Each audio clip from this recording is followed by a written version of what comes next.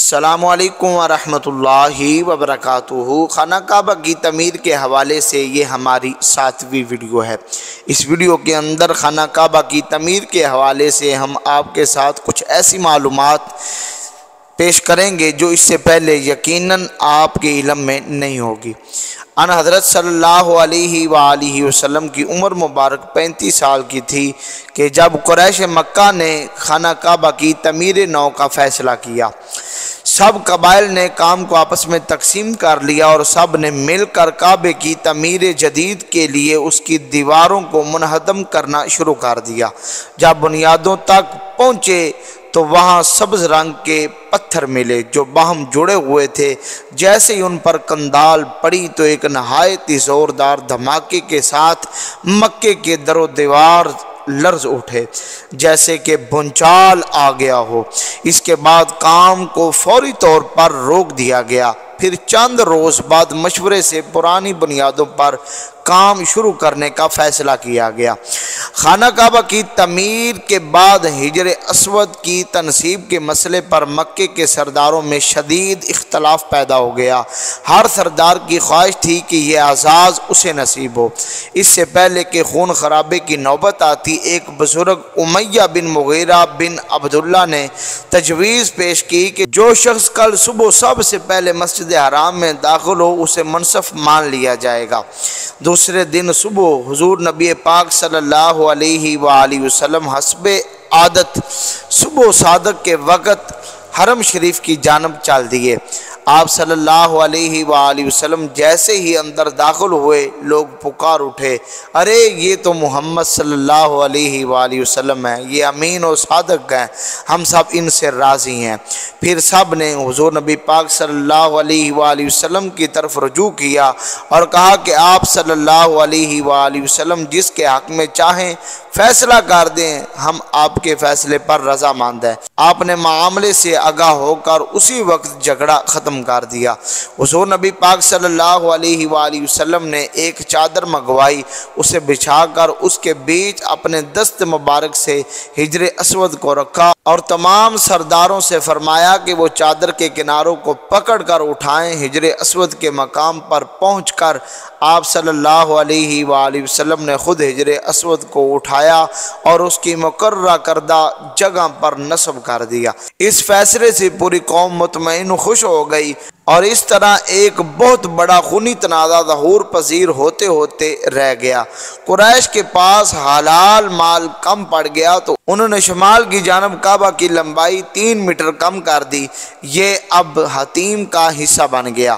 باقی دیواریں پرانی بنیادوں پر کھڑی کی، لیکن 3 میٹر کم ہونے سے خانہ کعبہ تقریباً چوکور شکل کا ہو گیا۔ رکن یمانی سے حجر اسود تک 11.52 میٹر ملتمس کی سمت لمبائی 12.84 میٹر رکن یمانی سے حتیم تک 12.11 میٹر ہے۔ حضرت ابراہیم علیہ السلام نے بلندی 4.32 میٹر رکھی تھی۔ قریش نے بلندی کو 4.64 میٹر کر دیا۔ موجودہ بلندی 14 میٹر ہے۔ پہلے کعبہ شریف پر چھت نہیں تھی۔ قریش نے 6 ستون بنا کر چھت ڈالی اور چھت پر حتیم کی جانب ایک پرنالہ بھی نصب کیا جسے مذاب رحمت کہتے ہیں۔ حضرت ابراہیم علیہ السلام نے زمین کی سطح سے ملا کر 2 دروازے رکھے تھے، ایک مشرق اور دوسرا مغرب کی طرف۔ قریش نے مغرب والا دروازہ بند کر دیا اور مشرقی دروازے کو 2 میٹر بلند کر دیا۔ کعبہ شریف کی اس تعمیر میں آن حضرت صلی اللہ علیہ وآلہ وسلم نے بنفس نفیس شرکت فرمائی۔ اور ابن سعد نے لکھا ہے کہ قریش نے بیت اللہ کا دروازہ اسی لیے بند رکھا تھا کہ جسے چاہتے داخل ہونے دیتے اور جسے چاہتے روک دیتے تھے۔ ہر گزرتے دن کے ساتھ مکہ معظمہ کے حالات بد سے بدتر ہوتے چلے جا رہے تھے۔ کفر و شرک، شراب نوشی، بدکاری، جوا، سود، خون خرابی، ظلم و زیادتی، مقدس رشتوں کی پامالی اپنے عروج پر تھی۔ ان سب کے باوجود اہل مکہ اگر کسی ایک شخص سے محبت کرتے تھے تو وہ آپ صلی اللہ علیہ وآلہ وسلم کی ذات گرامی تھی۔ آپ کی پاکیزہ و محترم شخصیت اہل مکہ کے لیے کسی نعمت سے کم نہ تھی، لیکن ان سب محبتوں اور چاہتوں کے باوجود آپ صلی اللہ علیہ وآلہ وسلم اپنی قوم کی رسوم قبیحہ، باطل عقائد اور واہیات تصورات سے بہت زیادہ افسردہ و غمگین رہا کرتے تھے۔ نبوت سے 3 سال پہلے ہی آپ کی طبیعت میں غیر معمولی تغیر پیدا ہونے لگا۔ طبیعت کی بے چینی کسی پرسکون جگہ کی متلاشی تھی۔ چنانچہ دنیاوی معاملات سے کنارہ کشی اختیار کرتے ہوئے ستو اور پانی ساتھ لے کر مکے سے 3 میل دور جبل نور پر تشریف لے جاتے اور غار حرا کے پرسکون ماحول میں عبادت و ریاضت اور کائنات کے مشاہدات پر غور فرماتے رہتے۔ یوں اس خلوت نشینی کے دوران توجہ اللہ، غور و خوض اور فکر و جستجو میں 3 سال کا طویل عرصہ گزر گیا۔ ام المؤمنین سیدہ عائشہ رضی اللہ تعالی عنہ فرماتی ہیں کہ ابتدائی دور میں نزول وحی سے پہلے اچھے اور سچے خوابوں کا سلسلہ شروع ہوا، یعنی جو کچھ آپ صلی اللہ علیہ وآلہ وسلم خواب میں دیکھتے تھے وہی پیش آ جاتا تھا۔ حضرت عمر سے روایت ہے کہ میں نے عبید بن عمیر رضی اللہ تعالی عنہ سے سنا کہ وہ کہتے تھے کہ انبیاء علیہ السلام کے خواب بھی وہی ہی ہوتے ہیں۔ حضور نبی پاک صلی اللہ علیہ وآلہ وسلم کی عمر مبارک 40 سال ہو چکی تھی کہ آپ حسب معمول غار حرا میں عبادت و ریاضت میں مصروف تھے کہ اچانک جبرائیل امین سورۃ الق کی ابتدائی 5 آیات پر مشتمل وحی لے کر آپ کے پاس تشریف لائے۔ یہ ماہ رمضان المبارک کی شب قدر کی مقدس متبرک رات تھی جب اللہ تعالیٰ نے آپ کو اس عظیم نعمت سے سرفراز فرمایا۔ ارشاد باری تعالیٰ ہے کہ رمضان وہ مہینہ ہے جس میں قرآن نازل کیا گیا۔ ایک اور جگہ رب العالمین نے ارشاد فرمایا ہم نے اسے ایک برکت والی رات میں نازل فرمایا۔ ام المؤمنین حضرت عائشہ صدیقہ رضی اللہ تعالی عنہ سے مروی ہے کہ سب سے پہلے حضور نبی پاک صلی اللہ علیہ وآلہ وسلم پر نماز فرض کی گئی، جو ابتدا میں 2 رکعت فرض اور ہجرت کے فوراً بعد 4 رکعت ہو گئی، لیکن دوران سفر 2 رکعت ہی رہی۔ دعوت دین سینہ بسینہ مکہ مکرمہ اور اس کے گرد و نواح میں سب سے محبوب و شفیق اگر کوئی شخصیت تھی تو وہ قبیلہ قریش کے صادق اور امین، دنا، حکیم، نفیس و بلند کردار، مایہ ناز نوجوان محمد بن عبداللہ کی تھی۔ اس کے باوجود آپ صلی اللہ علیہ وسلم نہایت ہی حکمت و دانشمندی کے ساتھ تبلیغ دین کے کام کو آگے بڑھانے کا فیصلہ کیا اور اپنے چند بہت قریبی احباب کو دین حق کی دعوت دی۔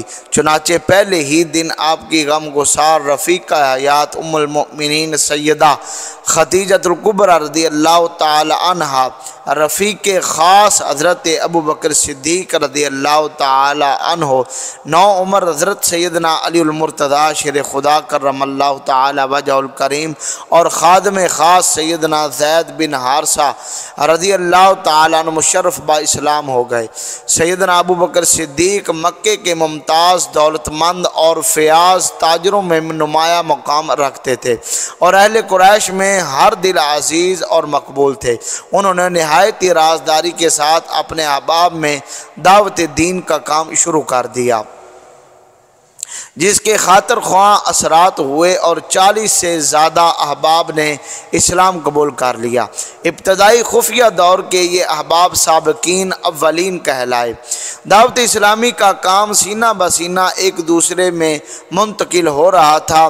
اصحاب کی تعداد بڑھتی چلی جا رہی تھی کہ جس کے پیش نظر ایک صحابی حضرت ارقم بن ابی ارقم نے کوہ صفا کے دامن میں واقع اپنا مکان دینی کاموں کے لیے وقف کر دیا تھا۔ 3 سال کے ابتدائی خفیہ دور میں تربیت کے مراحل سے گزر کر جانصاران کی ایک جماعت کفر و باطل کے بت قدوں کو ایمان کی روشنی سے منور کرنے کے لیے تیار تھے۔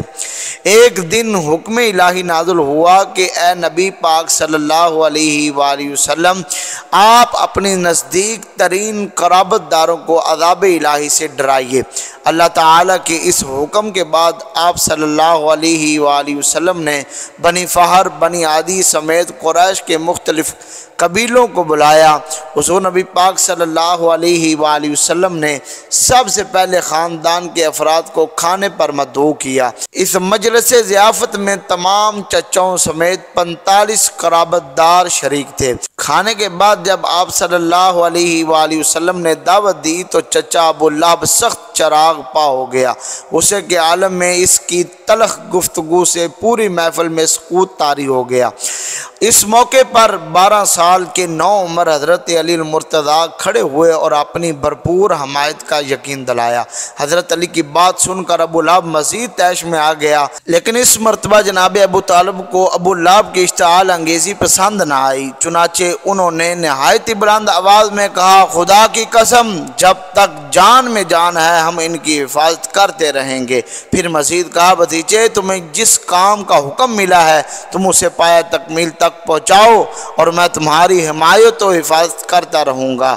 امید کرتے ہیں کہ آپ کو یہ ہماری ویڈیو اچھی لگی ہوگی۔ انشاءاللہ ملتے ہیں کسی نئی ویڈیو کے ساتھ۔ اگر ابھی تک آپ نے ہمارے چینل کو سبسکرائب نہیں فرمایا تو ابھی فرما دیں تاکہ ہر آنے والی اچھی ویڈیو آپ تک بر وقت پہنچتی رہے۔ والسلام۔